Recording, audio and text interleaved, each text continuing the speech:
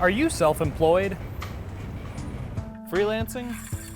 Do you have a side hustle? All of these are various types of independent contracting that together make up what's become known as the gig economy. 3 in 10 Americans work a gig job of some kind or another. And for many, freelancing is synonymous with freedom. But freedom isn't free. There's a lot of instability that comes with the gig economy. It's a hustle, it's a grind. You don't have that safety net of a salaried job. It's basically working from paycheck to paycheck. This is Good Money, and we're here to help you run the business of you. Okay, so the gig economy is a broad topic, so let's separate it into 2 sections. There's the career freelancer and the side hustler. And let's start with side hustling, because I'm a humble video producer and I could use some extra scratch. But will I get in trouble with my company for doing that?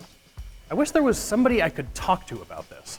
Hey, you gotta say, I can help you out with this. Who are you? My name is Mark Kohler. I'm just sitting over here reading my own book on the very topic you're talking about. Oh, yeah, sure. Will I get in trouble with my company if I want to start a side hustle? Generally not, unless you're gonna try to start a small business in your industry. 9 times out of 10, you're gonna be fine. You can go out and do whatever you want.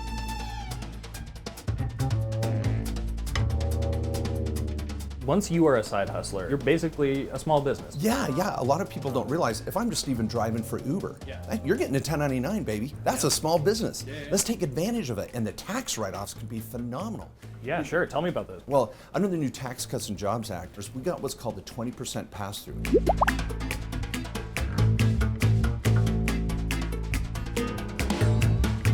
We've got cell phone, home office, computers, electronics, travel, auto, all these little things that you might be paying for anyway.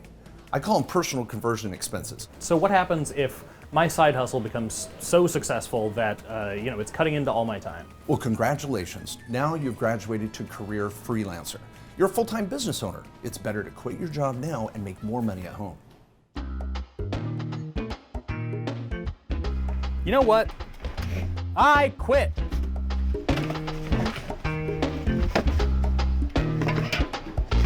Wait a second. Was that a good idea? What about my vacation time, my 401k, my health insurance, and that discounted gym membership I never signed up for? Freelancing seems like a lot more work than a staff job, mostly because you have to do everything yourself. I'm gonna need some more guidance before I call myself a career freelancer. And what better place to seek advice than the Freelancers Union? So let's head to their HQ and talk to Executive Director Caitlin Pierce. Let's say I just became a career freelancer. What can I do to feel as secure as I did as a staffer? You know, when people are thinking about whether or not to become a freelancer, I always say before you make that leap, think about a couple of things. One is, what is your plan for earning enough income, not just to support yourself, but also to take on the additional costs of managing your tax burden, paying for your own health and benefits, and having a savings plan for retirement. Should I be hiring somebody to do my taxes for me? Short answer, yes. One of the things all freelancers need, especially if they're doing this full time, is someone that can help you understand what you can deduct for your business and make sure that you've done your taxes properly so you don't end up with a liability at the end of the year. Could you give me a few financial tips that help freelancers remain secure? First of all, every freelancer needs to have a good contract that they've worked with a lawyer on, that they understand, that's going to protect their work and make sure they get paid on time. Secondly, you should have a system by which you are automatically setting aside 30% of your income into taxes as soon as it comes in before you can touch it. And if you can, also setting aside income in short-term and long-term savings.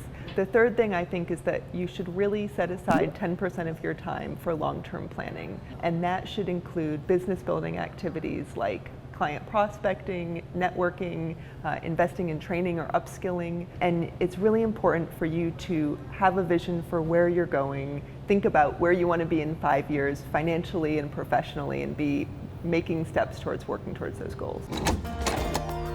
So that should get all you freelancers and side hustlers off on the right foot. As for me, I'm gonna go beg for my cushy staff job back.